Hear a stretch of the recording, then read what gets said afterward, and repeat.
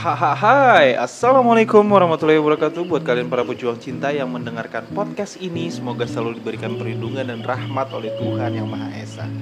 Apa sih pentingnya kita untuk mengetahui kenapa seseorang bisa jatuh cinta sama kita?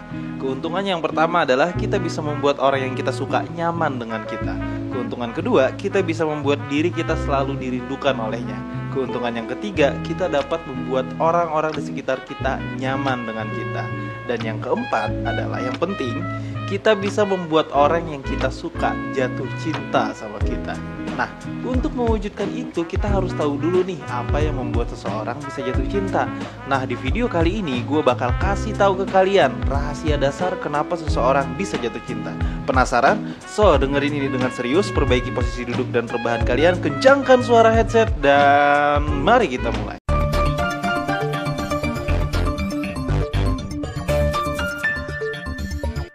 Secara filosofis ya, diawali dari bahasanya Imam Ghazali tentang awal mulanya cinta.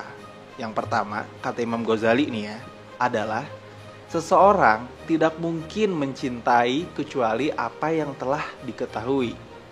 Kalau pepatah yang biasa kita dengar kan, tak kenal maka tak sayang. Bagaimana bisa kita sayang kalau kita belum kenal? Perkenalkan diri kalian dengan baik dan jujur. Kenapa harus jujur? Karena kalau nggak jujur di awal, percaya deh sama gue, lo akan terus ketagihan untuk berbohong tentang diri lo. Karena orang tuh udah biasa kenal dengan pribadi lo yang lo karang sendiri. Maka lo bakal terus-terusan bohong karena orang udah terbiasa. Dan lo bakal terus menjadi orang lain, dan itu akan membuat lo tidak nyaman. Buat orang untuk mengenal pribadi lo dengan jujur. Nah, jadi orang yang akan jatuh cinta sama lo adalah orang yang tepat, yang memang suka dengan pribadi lo apa adanya. Karena sedari awal perkenalan lo udah jujur. Itu adalah indikator pertama seseorang bisa jatuh cinta. Kata Imam Ghazali lagi nih, yang kedua, perkenalan itu berkenaan dengan keindahan dan kenikmatannya, sebagaimana telinga pada lagu dan hidung pada bebauan harum. Jadi, awal mula lahirnya cinta itu adalah kenal dulu ya. Tapi bukan sembarang kenal. Yang dimaksud adalah kenal pada sisi keindahannya, kenal pada aspek kenikmatannya, kenyamanannya juga. Kalau misalkan orang kenal jelek-jeleknya kita, ya seperti musuh-musuh kita. Nah, musuh-musuh kita itu kan kenal sama kita tapi nggak sayang sama kita. Kenapa? Karena dia kenalnya pada bagian-bagian yang dia nggak suka.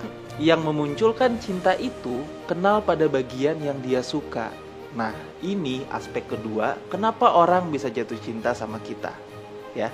Terus yang ketiga, kata Imam Ghazali, manusia itu biasanya mencintai dirinya. Atau kalau dia mencintai yang lain, itu juga demi dirinya dengan sebab-sebab tertentu.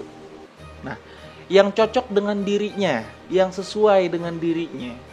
Jadi kalau dia kenal dengan kita tapi dia nggak cocok, nggak nyaman, merasa nggak indah, nggak sesuai dengan seleranya, biasanya ini nggak akan tumbuh jadi cinta ya. Yang bisa menumbuhkan cinta ya ketika kita mengenali hal-hal yang indah berkenaan dengan sesuatu. Jadi kesimpulannya, cinta itu bisa diciptakan. Cinta itu bisa ditargetkan kepada siapa? Cinta itu bisa dipilih. Banyak hal yang pengen gue obrolin lagi sama kalian, termasuk apa kaitannya 3 aspek tadi dengan membuat orang bisa jatuh cinta sama kita.